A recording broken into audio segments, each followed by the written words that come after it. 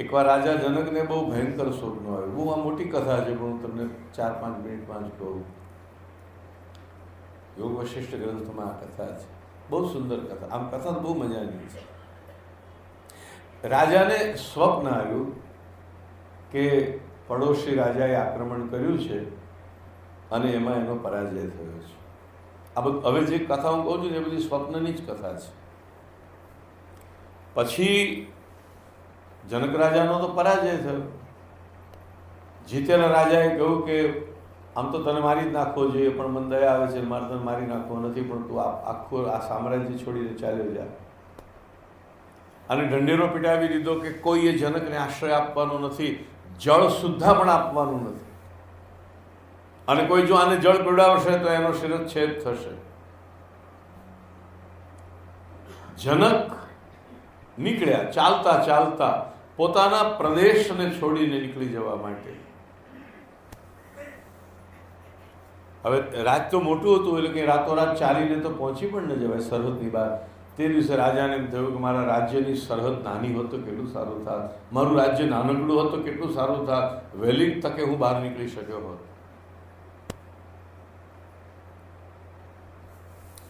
માંડ માંડ વળી બીજા દિવસે જનક ભૂખ્યા તરસ્યા પોતાની સરહદ છોડીને બીજા રાજ્યમાં પ્રવેશ કરે છે. ત્યાં સામે એક અન્નક્ષેત્ર છે.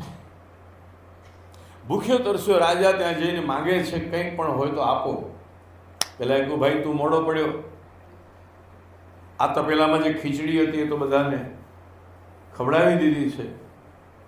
પેલા કહ્યું જરા જુઓ તો ખરા, કંઈક થોડું ચોંટેલું તો હશે, મોટા વાસણમાં ખીચડી કરી હોય તો કંઈક. તો પેલા એ તાવેથાથી ઉખાડીને નીચે ચોંટી ગયેલો થોડો ભાગ એક પડિયામાં ભરીને જનકને આપ્યો.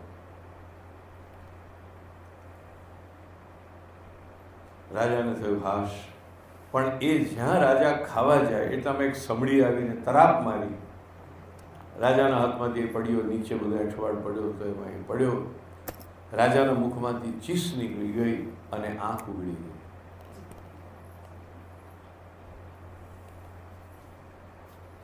જાગ્યા પછી ખબર પડી કે આ જે દેખાયું એ તો બધું સ્વપ્ન હતું. પણ રાજાને એક જુદો જ વિચાર આવ્યો.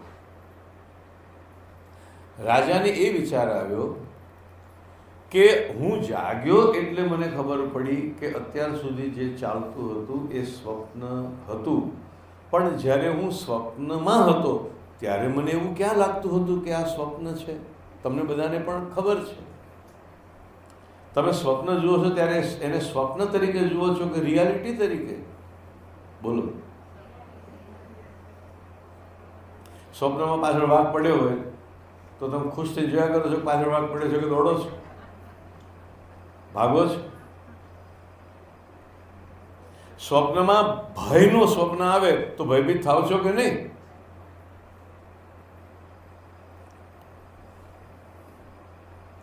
રાજાને થયું કે એ તો હું જાગ્યો એટલે મને ખબર પડી કે એ સ્વપ્ન હતું, પણ સ્વપ્નમાં મને ક્યાં ખબર પડી કે સ્વપ્ન હતું? તો પછી સત્ય કોને કહેવાય અને સ્વપ્ન કોને કહેવાય એ તો બહુ ગૂંચવી નાખે એવી વાત થઈ ગઈ. રાજાને થયું કે તો પછી અત્યારે જે મારી સ્થિતિ છે એ પણ ક્યાંય કોઈ સ્વપ્ન તો નથી ને? ક્યાંક એવું તો નહોતું ને કે હું સ્વપ્નમાં જ કોઈ સ્વપ્ન જોતો હતો?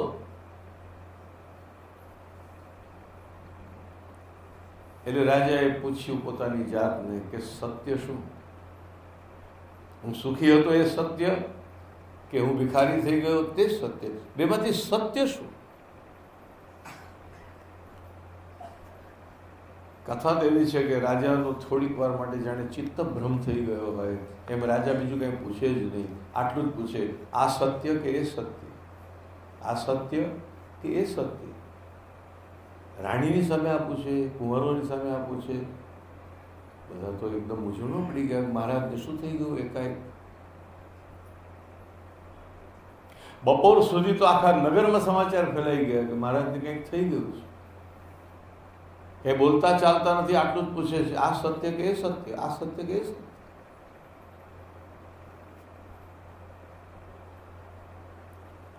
આમ તો આ કથા આખા માયાવાદનું પ્રતિપાદન કરનારી કથા છે, એટલે હું બહુ ડિટેલમાં નથી કહેતો, પણ એમાંથી જે કામનું છે અથવા આપણે જે થોડું સમજવા જેવું છે તે સમજી લઈએ.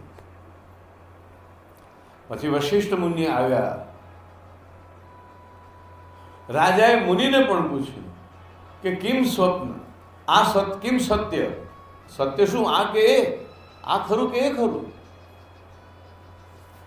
ત્યારે એના ઉત્તરમાં વશિષ્ઠ મુનિએ ઉત્તર આપ્યો, બહુ સરસ ઉત્તર આપ્યો. એમણે કહ્યું સ્વપ્ન ગમે તે હોય એ સ્વપ્ન છે. તો એને પૂછ્યું સત્ય શું? સત્ય તું છે, દ્રષ્ટા સત્ય છે. દૃશ્ય સ્વપ્ન છે, દ્રષ્ટા સત્ય છે. સત્ય તું છે, જોનારો સાચો છે. સ્વપ્નમાં જે વાર્તા બને છે એ તો ખોટી છે. ધારો કે તમને એવું સ્વપ્ન આવ્યું કે તમે જંગલમાં છો અને પાછળ વાઘ પડ્યો છે, તો જંગલ ખોટું છે, વાઘ ખોટો છે, પણ ધબકારા વધી ગયા હોય ને પરસેવો થઈ ગયો હોય એવા તમે ખોટા નથી. સિનેમા હોલમાં બેઠા છો તો સામે તો કોઈ વ્યક્તિ નથી, કોઈ મરતું નથી, કોઈ હસતું નથી, માત્ર એક વૈજ્ઞાનિક પ્રક્રિયા છે કે સામે ચિત્રો પડે છે બધા, એ તો ખોટા છે. તમે ધારો કે સિનેમા જોવા ગયા અને એમાં પડદા ઉપર આગ લાગી હોય તો તમે દોડીને બહાર જતા રહો છો કે એકદમ ફાયર બ્રિગેડમાં ફોન કરો છો, બંબાને બોલાવો? અને સામે જ્યારે તમે આગના દ્રશ્ય જુઓ છો તો કપડાનો પડદો સળગી જતો નથી.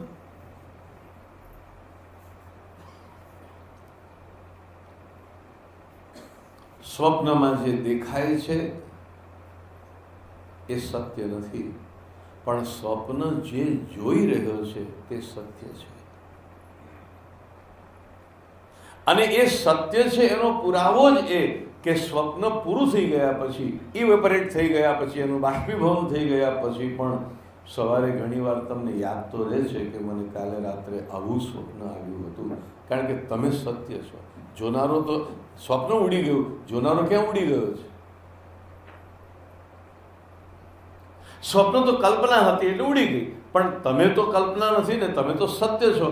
જાગૃતમાં પણ તમે હતા, સ્વપ્નમાં પણ તમે હતા, સુષુપ્તિમાં પણ તમે હતા. જે હંમેશા હોય એ સત્ય. કોઈ સ્વપ્ન ના આવે ને ગાઢ ઊંઘ આવે ત્યારે પણ તમે છો.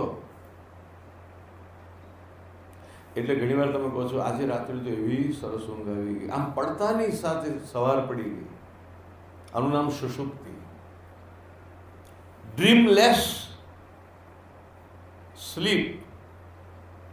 એક પણ સ્વપ્ન આવ્યું હોય પણ તમે એટલા પણ ન જાગ્યા હો કે તમને સ્વપ્નની ખબર પડે. પ્રગાઢ નિદ્રામાં પણ તમે છો એટલે સવારે જાગીને કહો છો કે આજે બહુ સરસ ઊંઘ આવી. સવારે તમે એકદમ ફ્રેશ હો છો, સાઉન્ડ સ્લીપ. અથવા જાગીને એમ કહો છો કે આજે રાત્રે તો મને બહુ ભયાનક સ્વપ્ન આવ્યું, અથવા આજે રાત્રે મને બહુ મજાનું સ્વપ્ન આવ્યું. શું સ્વપ્ન આવ્યું? તો કે રાત્રે શ્રીખંડ ખાધો.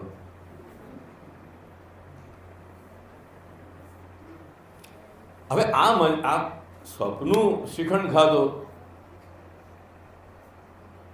કે પછી જે થયું એ સ્વપ્નું પણ જોનારા તમે છો. જાગૃતમાં પણ તમે છો, સ્વપ્નમાં પણ તમે છો, સુષુપ્તિમાં પણ તમે છો. તમે સત્ય છો.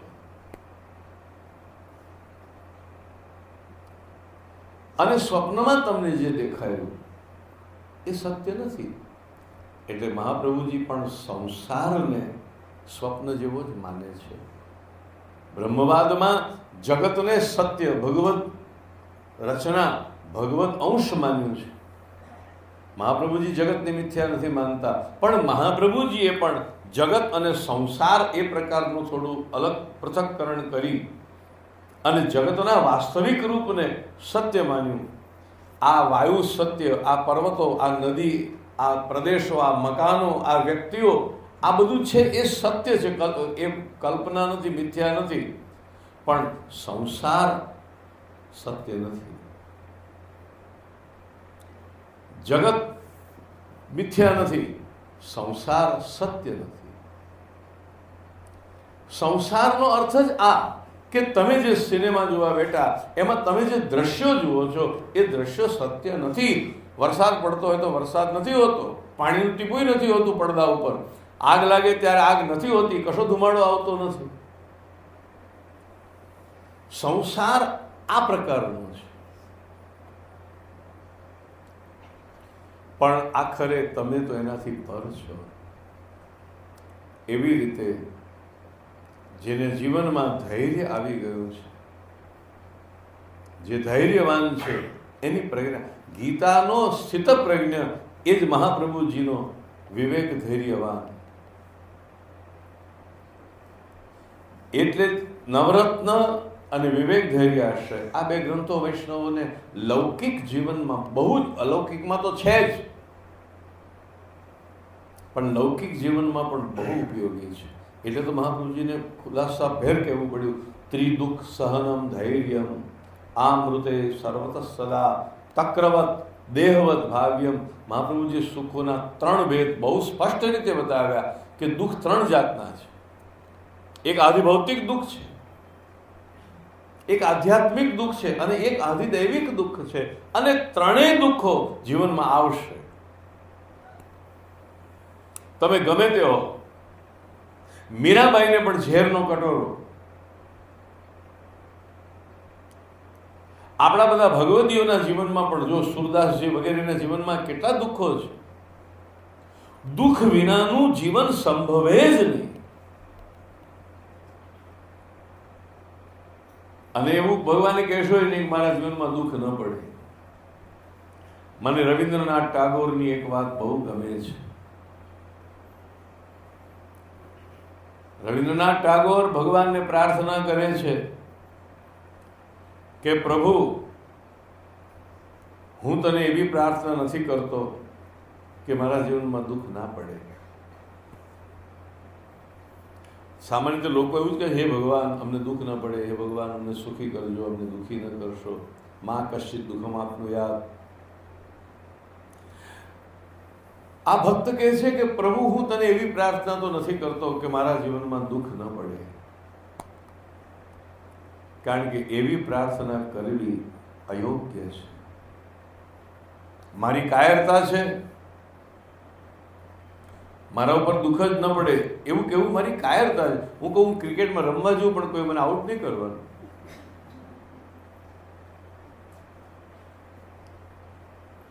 એમ તો કે ચાલે. મને કોઈ દુઃખ ન પડે એવું માનવું આપણી કાયરતા છે. અને બીજું ભગવાનને અપાતો પરિશ્રમ છે.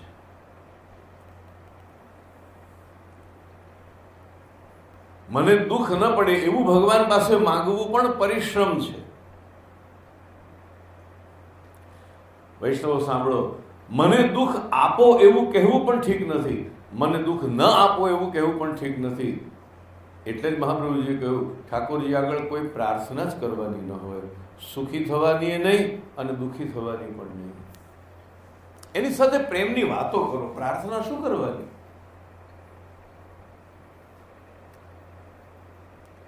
મને દુઃખ બહુ આપો એવું ન કહેશો.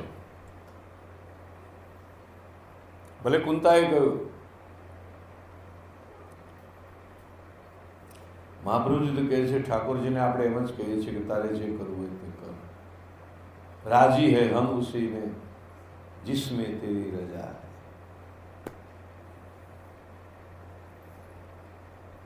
હું એવું પણ શા માટે કહું કે દુઃખ આપો, અને હું એવું પણ શા માટે કહું કે સુખ આપો? ટાગોર કહે છે બહુ સુંદર વાત કે પ્રભુ, હું એમ નથી કહેતો કે મને તમે દુઃખ ના આપો. હું માત્ર એટલું જ કહું છું કે તમે જ્યારે દુઃખ આપો તો મને એ દુઃખને સહન કરવાની શક્તિ આપજો. આ જ દુઃખને સહન કરવાની શક્તિ માટે મહાપ્રભુજીએ ધૈર્ય શબ્દ વાપર્યો. ત્રિદુઃખ સહનમ ધૈર્યમ.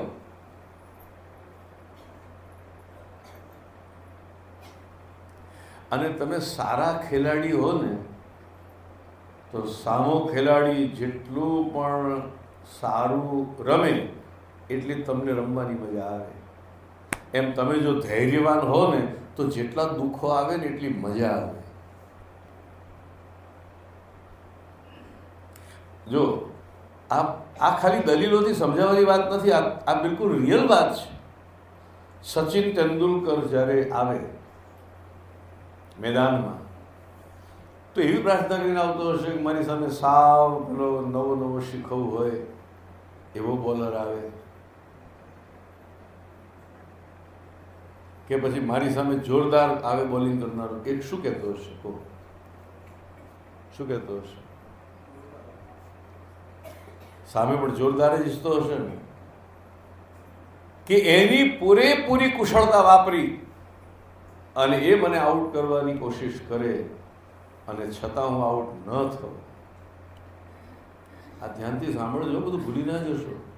આ જીવનોપયોગી છે. આ જે કહ્યું ને એની બહાર પગ મૂકશો ને કામમાં આવે એવી વાત છે આ બધી. ઘરે ગયા ને ખબર પડી કે છોકરો પડી ગયો છે, તરત કામ આવશે આ ધૈર્ય. દુઃખ તો જીવનની ગમે તે ક્ષણે ત્રાટકે છે. અણધારી ઘટનાઓ તો ગમે તે ક્ષણે બને છે.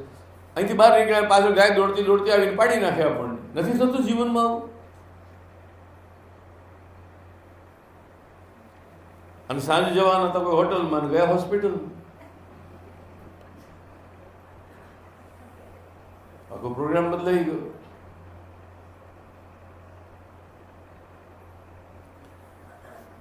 આ બધું જીવનોપયોગી છે, જીવનમાં પ્રતિક્ષણ કામ આવે એવું છે.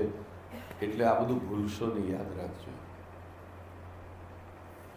જો માનવીમાં દુઃખનો પ્રતિકાર કરવાની શક્તિ આવી જાય તો જેટલા દુઃખો આવે એટલી એને મજા આવે.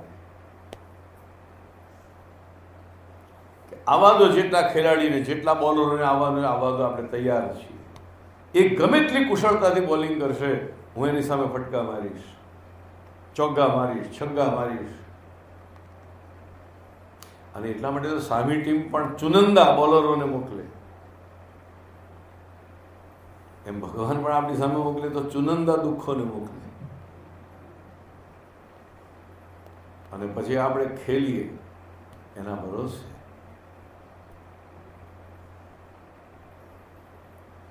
એવું પામર થઈને કે હે ભગવાન મને કોઈ દુઃખ ન પડે, એ તો પામરતા છે, નપુંસકતા છે, કાયરતા છે. હે ભગવાન મને જરાય દુઃખ ન પડશો, હે ભગવાન મને સાચવજો. આવું ના ગમે ભગવાન. મારો વૈષ્ણવ, મારો સેવક, મારો ભક્ત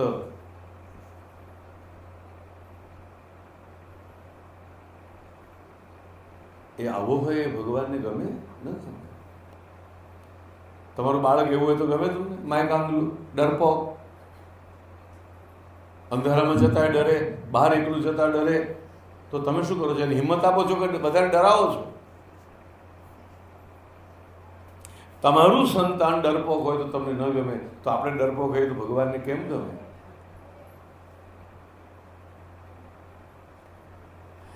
એટલે ધૈર્ય એ જીવન માટે ખૂબ ઉપયોગી વસ્તુ છે. પણ એ આવશે વિવેકથી, અને વિવેક આવશે સત્સંગથી. બિનુ સત્સંગ વિવેક ન હોય. એટલા માટે સત્સંગ કાયમ કરવો જોઈએ. એટલા માટે શાસ્ત્રો વાંચો, ગુરુજનો પાસેથી ભણો, કથા વાર્તા જ્યાં સત્સંગ આ રીતે થતું હોય ત્યાં એને સાંભળો અને સમજવાનો પ્રયત્ન કરો. અરે એક વાર સાંભળવાથી નહીં આવે તો 2 વાર, 5 વાર, 15 વાર, 25 વાર એનું આવર્તન કરતા રહો.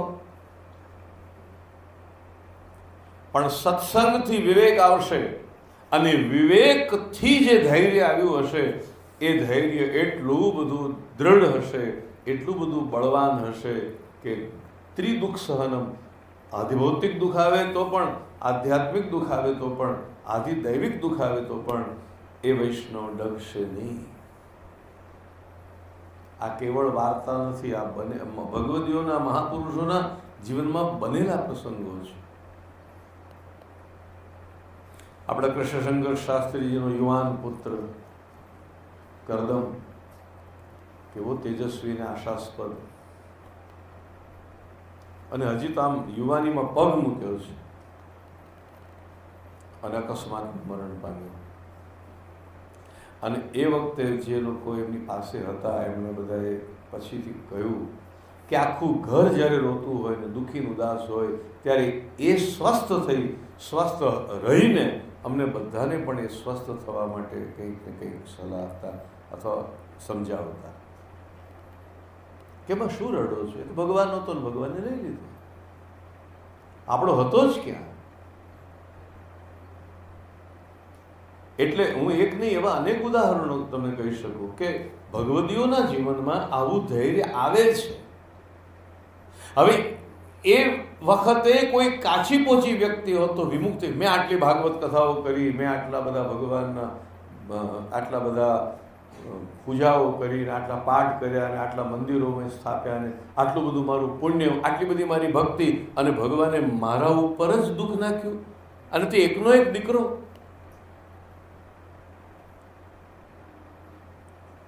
ફરિયાદ કરવી હોત તો કરી શક્યા હોત, ભગવાન તો અન્યાયી છે એવું કહેવું હોત તો કહી શક્યા હોત. આપણે એમ જ કર્યું હોત કે તારામાં જરાય દયા નથી પ્રભુ, આટલી બધી મારા જીવનમાં કરેલી ભક્તિ કથાઓ આ બધું નકામું ગયું. પણ જો એવું આપણે કહીએ તો આપણે વિવેકવાન નથી, અને વિવેકવાન નથી તો પછી ધૈર્યવાન નથી. આ બધા જ શ્લોકો સ્થિતપ્રજ્ઞતાના આપણને જીવનમાં વિવેક અને ધૈર્યનું તાદૃશ રૂપ બતાવે છે, એના લક્ષણો બતાવી રહ્યા છે કે આ વૈષ્ણવ પણ આવો હોય. અને આપણી પાસે એનું ઇન્ટરપ્રિટેશન આ છે કે એ તો લૌકિક દુઃખો છે, એ તો હોય પ્રભુની મરજી, જેવી પ્રભુની ઈચ્છા. અલબત્ત આટલું સહેલું નથી. અહીંયા જે કહેવાય છે એ બધું જ કઠિન છે, પણ કઠિન તો ભાઈ બધું છે. આપણે જન્મ્યા ને ત્યારે પડખું ફેરવવું એ અઘરું હતું, હવે અઘરું છે.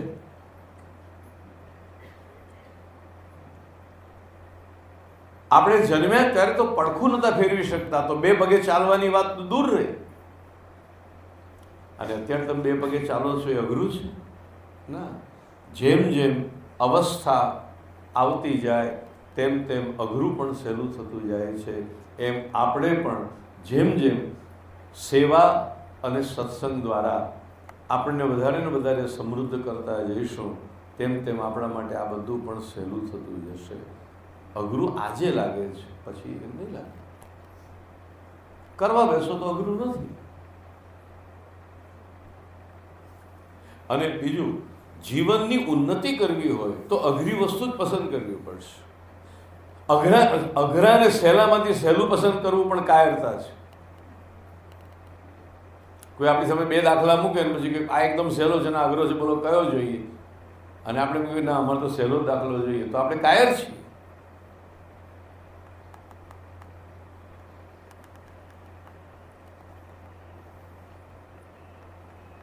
આપણે તો એમ કહ્યું છે કે જે અઘરામાં અઘરું છે તે આપો, જોઈએ તો ખરા શું થાય છે. હારી ગયા તો હારી ગયા, પણ જરાક તો અઘરું હોય. એટલે હું એ કહેવા માંગુ છું કે કોઈ દિવસ ભગવાનને એવી પ્રાર્થના કરશો જ નહીં કે ભગવાન મને દુઃખ ન પડે. દુઃખો પણ આપણને જીવનમાં ઘણું બધું શીખવે છે. અને યાદ રાખો, દુઃખો આપણને જીવનમાં જે પાઠ શીખવે છે એ પાઠ સુખ નથી શીખવી શકતા.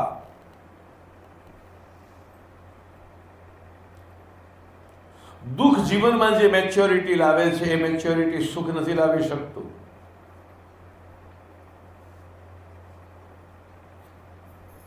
એટલા માટે પોતાના જ સર્જનને કુંભાર અગ્નિમાં મૂકે છે કઠોર બનીને. કદાચ ઘડો એમ કે મેં તમારું શું બગાડ્યું છે, મને તમે આગમાં મૂકો છો, મને શું કરવા તપવો છે?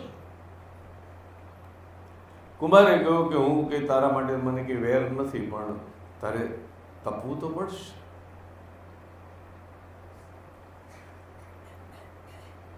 ઘડો વાંકો ચૂકો હોય ને એને સુડોળ બનાવે એ પણ કુંભારની કરુણા છે, અને કુંભાર એને આગમાં મૂકે એ પણ એની કરુણા જ છે.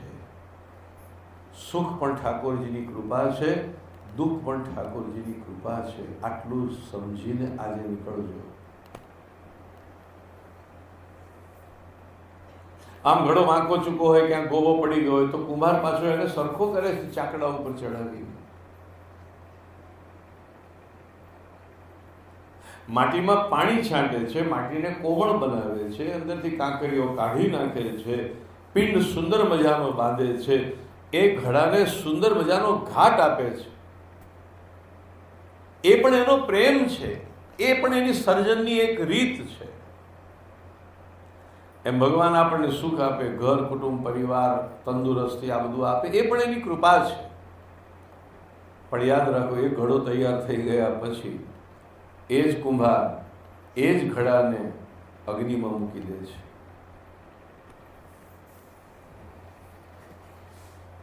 અને ઘડો ના સમજ હશે તો કુંભારની સામે ફરિયાદ કરશે કે મેં તારું શું બગાડ્યું છે કે તું મને આગમાં મૂકે છે. જેમ આપણે ભગવાનને દુઃખમાં પ્રાર્થના કરીએ છીએ કે તારું શું બગાડ્યું છે કે અમને દુઃખ આપે છે. પાછા આપણે તો ભગવાન ઉપર શંકાએ લાગીએ છો. પાપ કરનારા લેર કરે છે, ખરાબ માણસો લેર કરે છે, આનંદ કરે છે, અને ધર્મી ત્યાં ધાર પડે છે. ઇનજસ્ટિસ, ભગવાન અન્યાયી છે એવો પાછો ભગવાન ઉપર આપણે આક્ષેપ મૂકીએ છીએ. આવું બધું લોકો કરે, વૈષ્ણવ ન કરે. વૈષ્ણવને તો દરેક ભગવત કૃતિમાં ભગવત કૃપાના જ દર્શન થાય છે. દીકરો ન આપે તો એ કૃપા, દીકરો આપે તો પણ કૃપા, દીકરો આપીને લઈ લે તો પણ એની કૃપા, અને ન લઈ લે તો પણ એની કૃપા.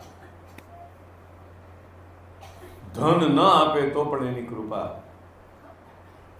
ધન આપે તો પણ એની કૃપા, ધન આપીને લઈ લે તો પણ એની કૃપા, અને ન લઈ લે તો પણ એની કૃપા. એ તો કૃપા જ કરે છે, એ કૃપાલુ છે. અરે યમનાષ્ટકમાં તો આપણે કહીએ છીએ કૃપા જલધિ. ભગવાન કેવળ કૃપાળુ નથી, કૃપાના સાગર છે.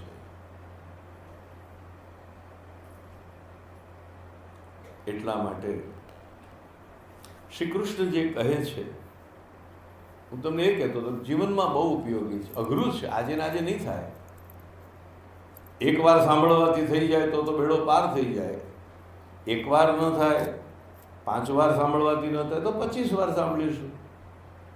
25 વાર નહીં થાય તો 50 વાર સાંભળીશું. પણ રસ્તો તો આ એક જ છે. તો સત્સંગ કરો, સત્સંગથી જીવનમાં વિવેક આવશે, અને વિવેક આવે એના જીવનમાં ધૈર્ય આવે. આ ધૈર્ય છે. 12 વર્ષના પાંડવોના વનવાસમાં પાંડવોએ જે દુઃખો સહન કર્યા, એમાં ક્યારેક અર્જુન અધીરો બની ગયો છે. એકવાર તો ભીમે એટલો બધો ક્રોધ કર્યો યુધિષ્ઠિરના ઉપર કે આ બધા તમારા જ કર્મોના ફળ અમે ભોગવીએ છીએ.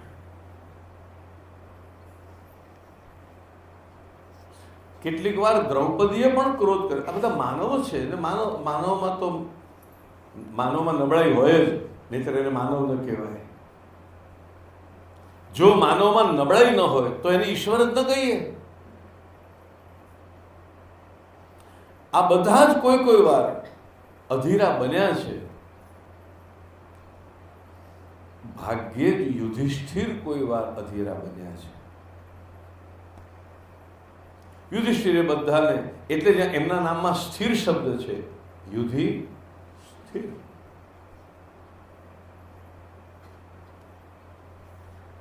યુધિષ્ઠિર ભાગ્યે જ અસ્વસ્થ થયા. એ માનવ છે, મેં કહ્યું માનવીમાં નબળાઈ તો હોય જ, પણ યુધિષ્ઠિર ભાગ્યે જ દુઃખી થયા છે, અથવા એમણે ધીરજ ગુમાવી છે.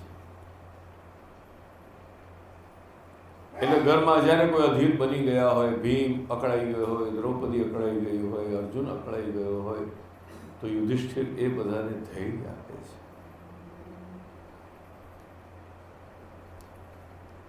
આપણે ગમે તેટલા દુઃખે હઈએ, આપણે ધર્મના માર્ગે છીએ, અને જે ધર્મના માર્ગે છે એ પ્રભુને પ્રિય છે, એમ કરીને એમણે બધાને ઘણીવાર આશ્વાસન આપ્યું છે.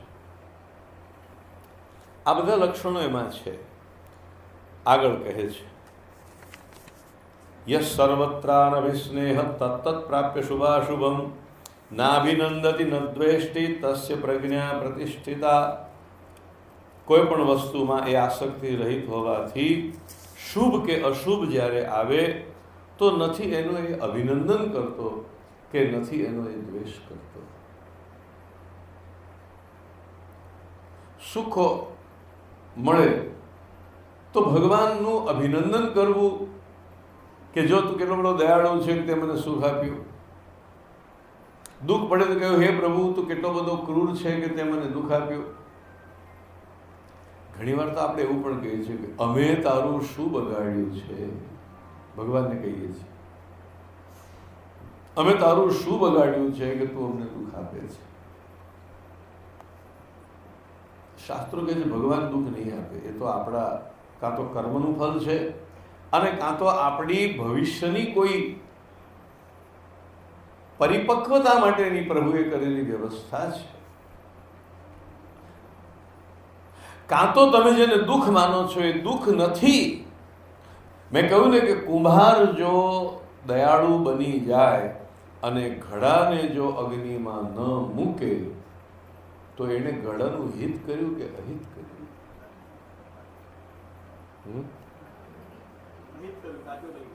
અહિત કર્યું છે. તો દુઃખ આગમાં નિભાડો સળગાવીને આગમાં કલાકોના કલાકો સુધી ઘડાને રાખે છે તો દુઃખ. એવું ના માનશો કે ભક્તિ કરે ને દુઃખ પડે જ નહીં. ભક્તિ કરે ને લહેર થઈ જાય તો આખી દુનિયા ભક્તિ જ કરતી હોત ને. પૈસો સુખ આપે છે એ ભ્રમણાના કારણે તો આખી દુનિયા પૈસાની પાછળ છે. એમ ભગવાન સુખ જ આપે એવું જો હોત ચોક્કસ, લોકો જેમ પૈસાની પાછળ છે તેમ ભગવાનની પાછળ દોડતા હોય. પણ ભગવાને માથે લીધું નથી. ક્યાંક ક્યાંક તો ભગવાન એવું પણ બોલ્યા છે કે મારી ભક્તિ કરે એના દિવસે દિવસે સુખ હું છીનવી લઉં છું. હું તો તમને એક ત્રીજી વાત કરું. ત્રીજો શબ્દ યાદ રાખજો. કુંભાર ઘડાની કાળજી લે કે કુંભાર ઘડાને અગ્નિમાં મૂકે, આ બે વાત સુખ અને દુઃખ કરતા એક ત્રીજી વાત છે. એનું નામ છે હિત. કુંભાર સુખદાયી પણ નથી, કુંભાર દુઃખદાયી પણ નથી. કુંભાર ઘડાનો હિતકારી છે, હિતેચ્છુ છે. ભગવાન માટે આ શબ્દ યાદ રાખજો, એ હિતકારી છે. આપણે તો કીર્તનમાં પણ આ શબ્દ આવે છે, સંતન હિતકારી.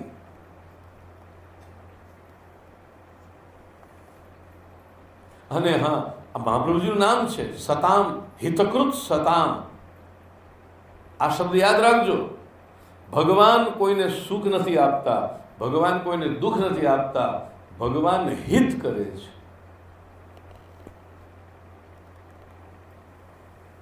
હવે તમારું હિત જો સુખથી થતું હશે તો એ સુખ કરશે, અને તમારું હિત જો દુઃખથી થતું હશે તો એ દુઃખ કરશે. તમે ભૂખ્યા હશો, તંદુરસ્ત હશો, અને ભૂખ્યા હશો તો તમને પકવાનના ભોજન કરાવશે.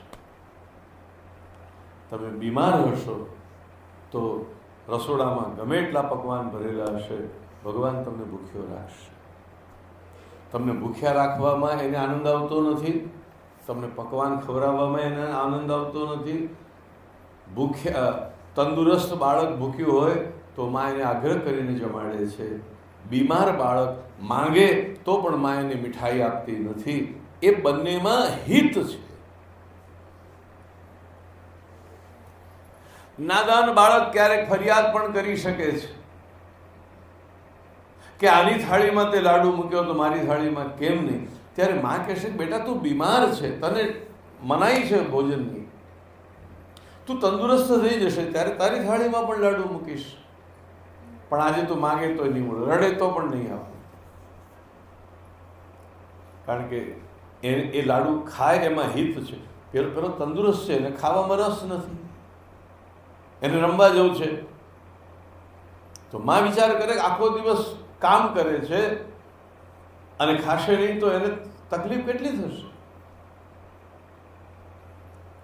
એકને માં આગ્રહ કરીને ખવડાવે છે કારણ કે માં હિતકારી છે. એક માગે છે રોઈ રોઈને તો પણ માં એને આપતી નથી કારણ કે માં હિતકારી છે. ભગવાન સુખદાતા પણ નથી, ભગવાન દુઃખદાતા પણ નથી, ભગવાન ભક્ત હિતકારી છે. જો આ વાત યાદ રાખશો તો પછી સુખના કોમ્પ્લિમેન્ટ અને દુઃખની કમ્પ્લેન રહેશે જ નહીં. નાભિનંદતી ન દ્વેષ્ટિ તસ્ય પ્રજ્ઞા પ્રતિષ્ઠિતા. એટલે આપણે ઠાકોરજી પાસે જઈએ ત્યારે બધી કંઈ ફરિયાદો લઈને નહીં જવાનું. લોકોમાં આપણામાં શું ફેર પછી? સવારથી લોકો તો બધો કકડાટ લઈને જતા જ હોય છે, પણ ત્યાં આમ ના આપ્યું, મારું આ ના કર્યું. ભગવાન કહે છે કોક તો મારી જોડે આવીને મીઠી વાત કરો, કોક તો આવીને મારી સાથે પ્રેમની ભાષા બોલો. બધા જે આવે છે તે ફરિયાદો લઈ લઈને આવે છે. ભગવાનની શી હાલત થાય છે તો એને પૂછો. સવારથી ભક્તો ચાલુ થાય, મને ધન ના આપ્યું, મને પુત્ર ના આપ્યો, મારું આ કામ ના કર્યું, મારી નોકરી છૂટી ગઈ, મારું આ થયું, મારું તે થયું. હજારો ઉપાધિઓ આપણી, અને બધી ઉપાધિઓ લોકો આવીને અહીંયા રડે. એનું દુઃખ તો જુઓ બિચારાનું, લોકો કેટલો ત્રાસ આપે છે. એ તો આનંદરૂપ છે એટલે એને કંઈ થાય નહીં. પણ ઠાકોરજી એટલું તો થતું હશે કે આખા દિવસમાં કોક તો આવો કે જે મારી સાથે જરાક ફરિયાદો વગરના, દુઃખ વિનાના, ક્લેશ વિનાના, રોતા કકળતા ન હોય. પ્રભુ પાસે પ્રેમની ભાષામાં વાત કરો.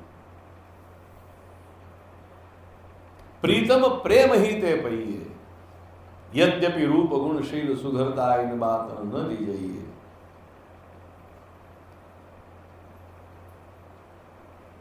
તો આ એના લક્ષણો છે. પછી ભગવાને પેલા એના પણ એ બતાવ્યા કે જો વિવેક ન હોય તો શું થાય?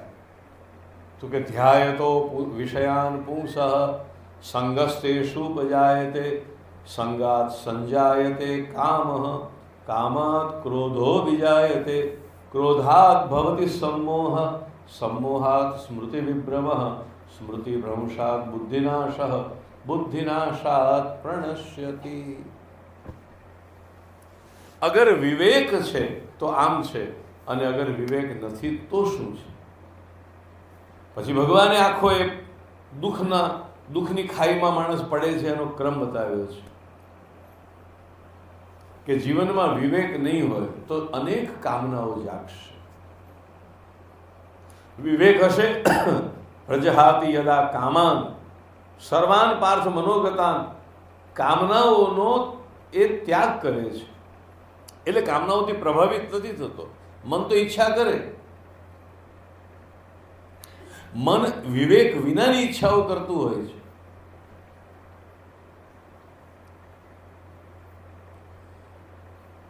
કામનાઓ આવી સંગસ્તેષુ બજાયતે, સંગાત સંજાયતે કામ. કોઈ પણ વસ્તુનો સંગ થવાથી કામના જાગે છે. તમે આમ બજારમાંથી નીકળો ને એમાં કોઈ સાડીના સ્ટોરમાં બહાર એવી સરસ મજાની સાડી લટકાવી હોય, પાછું એમાં લખ્યું હોય ફલાણી સિરિયલમાં ફલાણા બેને અમુક વખતે આ સાડી પહેરેલી હતી, આપણે એમ થાય તો હું એવી જ લાગીશ. સંગાત સંજાયતે કામ, પછી કામ એટલી ઈચ્છા જાગી, હવે તો આ વસ્તુ લેવી જ છે. આ અનેક વસ્તુઓની વાત છે, હવે આ વસ્તુ લેવી જ છે. પરંતુ એને પ્રાપ્ત કરવા માટે જો આપણી પાસે પર્યાપ્ત ધન વગેરે ન હોય તો પછી આપણને ગુસ્સો આવે. માનવીમાં ક્રોધ આપમેળે કદી નથી આવતો. જો ક્રોધ એ સ્વતંત્ર દુર્ગુણ નથી. અહીં તમે બેઠા છો, કોઈ ગુસ્સો કરો છો ના, પણ પાછળથી કોઈ ધક્કો મારે તરત ગુસ્સો આવશે. ક્રોધ કોઈ સ્વતંત્ર દોષ નથી. ક્રોધને માટે કોઈ કારણ જરૂરી છે, તો ગીતા કહે છે ક્રોધનું કારણ છે કામની અપૂર્તિ. તમારે એક સુખ જોઈએ છે અને એ સુખ તમને નથી મળતું એટલે તમને ક્રોધ આવશે. મળી ગયું તો કથા આખી જુદી છે. તમારે બહાર જવું છે અને વરસાદ પડવા મળે તમને ગુસ્સો આવશે. હવે તમે કરી ન શકો વરસાદની સામે, તમને ગુસ્સો આવશે. બળ્યું આ નીકળવાનો સમય હતો ના મુઓ, લોકો આવું બોલે છે, આ મુઓ વરસવા માંડે, આખો દાડો બગડ્યો. કામનાની અપૂર્તિમાંથી ક્રોધ જન્મે છે. અને ક્રોધ માણસને ક્રોધા ભવતી સંમોહ, ક્રોધ માનવીને હિપ્નોટાઇઝ કરી દે છે. ક્રોધ માનવીને વિવેકહીન બનાવી દે છે. ક્રોધ ભૂલાવી દે છે કે એ માણસ શું કરી રહ્યો છે. ક્રોધ સંમોહિત કરે છે. અને જ્યારે સંમોહિત થયેલો માનવી છે, ક્રોધના આવેશમાં ઉન્મત્ત થયેલો માનવી, ક્રોધાત ભવતી સંમોહ, સંમોહાત સ્મૃતિ વિભ્રમઃ, માનવીની બધી મેમરી ખલાસ થઈ જાય છે. માનવીની નિર્ણય શક્તિ આખી ખતમ થઈ જાય છે. ક્રોધના આવેશમાં રહેલો માનવી સ્મૃતિ વિનાનો બની જાય છે. સ્મૃતિ ભ્રંશાત બુદ્ધિનાશ. આમ એક પગથિયું, બીજું, ત્રીજું, ચોથું, પાંચમું પડતા પડતા ભગવાન બતાવે છે જેને સ્મૃતિ નાશ થયો એનો બુદ્ધિ નાશ થયો. બુદ્ધિ નાશ થયો એનો મતલબ એ માનવી કેવળ આવેશથી કામ કરશે, બુદ્ધિથી નહીં કરે. આ જે લોકો ખૂન કરે છે અથવા જે લોકો આગ ચાપે છે કે જે બધું એ ક્રોધના આવેશમાં આવે છે ત્યારે એમને ખુદને ખબર નથી હોતી કે શું કરી રહ્યા છે. ઘણીવાર ઘણા લોકો મોટા મોટા ગુનેગારો કહેતા હશે કે અમને એ વખતે ખબર જ નથી હોતી કે અમે શું કરીએ છીએ. કારણ કે ક્રોધ આગળ જતા જતા બુદ્ધિનો નાશ કરી દે છે. બુદ્ધિ ઉપર પડદો પડી જાય છે. હવે તમે જુઓ, વૈજ્ઞાનિક રીતે સાબિત થયું છે કે તમાકુથી કેન્સર થાય છે. સરકારે તો ત્યાં સુધી કામ કર્યું કે જાહેરાત પણ મૂકી દીધી કે તમાકુ ન ખાવી નહીંતર કેન્સર થશે. એના પેકેટો ઉપર લખાવી દીધું, બધા બોર્ડ મુકાવી દીધા. છતાં વેપારીઓ એવું કહે છે કે અમારું સેલ જરાય ઓછું થયું. લોકો ઓછું ખાય ને ઓછું વાપરે એટલા માટે સરકાર એના ઉપર ટેક્સ વધારે નાખે છે, એને મોંઘી બનાવી રહ્યા છે. એવા ચિત્રો ખરાબ મૂક્યા હોય છે કે જોતાની સાથે તમને એમ થાય કે નથી ખાવું કે નથી પીવું. તો એ માણસ, આનું નામ બુદ્ધિનાશ. એને ખબર છે કે આ ઝેર છે, છતાં એના વગર એને ન ચાલે. આનું નામ બુદ્ધિનાશ. અને બુદ્ધિનાશાત પ્રણશ્યતિ. એક દિવસ પછી એવો આવે જ છે કે જ્યારે કોઈ ન મટે એવો રોગ થઈ જાય અને માણસનું મૃત્યુ થાય. મૃત્યુ તો દરેકનું થવાનું છે, પણ આવી પીડાથી તો મૃત્યુ એને પોતે પસંદ કર્યું છે. આવું દુઃખદાયી મૃત્યુ તો એની પોતાની પસંદગી છે. એટલે વિવેકના પરિણામ સુખ અને શાંતિમાં લઈ જાય છે, અવિવેકના પરિણામ દુઃખ અને સર્વનાશ તરફ લઈ જાય છે. માટે જીવનમાં વિવેક જરૂરી છે. વિવેક સત્સંગથી મળે છે, માટે જેટલો બને એટલો સત્સંગ કરવો જોઈએ.